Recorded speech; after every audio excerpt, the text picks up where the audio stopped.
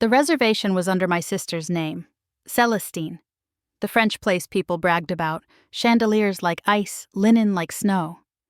Mom chose it for her birthday. Somewhere elegant, she'd said. Somewhere that reflects our success. I walked in at 7, wearing a plain navy dress. Good fabric, clean seams, nothing flashy. The host checked the booking and led me through a room that smelled of butter and money. Evelyn and Marina were already seated. Mom looked like a gala fundraiser in burgundy silk and bright jewelry. My sister glittered in black, as if light owed her. "Lena," Mom said, "happy birthday." I kissed her cheek and sat. Her eyes swept me. "Is that what you're wearing?" "Yes." Marina lifted her champagne. "Her aesthetic is minimalist, code for broke." A waiter appeared. "May I offer you a drink, madam?" "Water, please. Tap is fine." Marina laughed. Tap water at Celestine. Incredible. "I'm not paying $12 for water." Mom opened her menu. "You think about money too much. Successful people don't."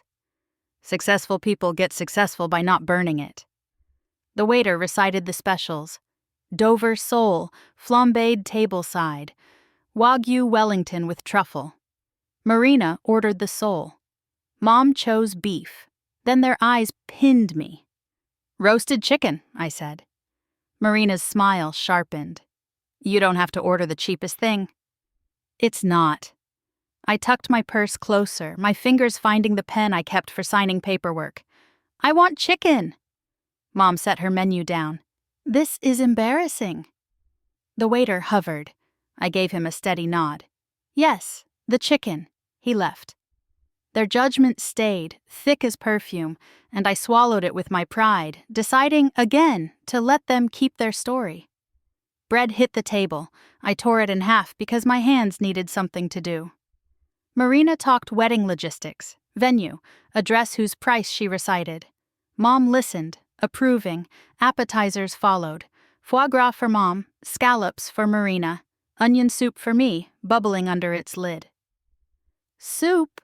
Marina said. "Of course." "It's what I wanted," I replied. Mom's smile stayed polite. "Lena, you're not comfortable here." "I'm fine." "You order tap water and soup and chicken because spending makes you anxious," she said, voice steady. "Places like this are for people who've achieved a certain level, and you're 33. We just want you thriving." Marina leaned in. Curiosity turned sharp. "Do you even make good money? You won't say. You live in that little apartment. You drive that old Subaru. Nothing about your life looks successful." My pen dug into my palm inside my purse. I carried it for contracts, the kind that decided who got paid and who got shut down. I could have said, "I buy restaurants. I run them. I sit on their boards." I could have said, "This building is mine," in the way that matters. Instead, I watched the steam curl off my soup and said, "Loud isn't the same as real." The entrees arrived with theater. Marina's Dover sole flared with a splash of flame. Mom's Wellington was sliced like a presentation. My roasted chicken sat simple and immaculate. "How's your chicken?" Marina asked, amused. "Exactly right," I said. A door near the kitchen opened, and Chef Etienne Marchand stepped into the dining room, scanning tables with purpose. When his eyes found me, his shoulders eased, and he started walking straight toward us. Chef Marchand stopped at my shoulder, eyes apologetic. "Madame Reyes," he murmured, "the supplier contracts. The deadline is tonight. I need your signature." Mom blinked. Marina's fork stalled. I slid my purse into my lap, drew out the pen that had been digging into my palm, and set it on the cloth. "I'll sign," I said. "Leave them at the host's stand." He nodded and vanished toward the kitchen. Mom leaned forward, baffled. "Why would he—" "Because I chair the board," I said. "And because I own Celestine." Marina let out a quick, disbelieving laugh. It stopped when I didn't. "You're a consultant," Mom said. "I consult on restaurants I buy," I answered.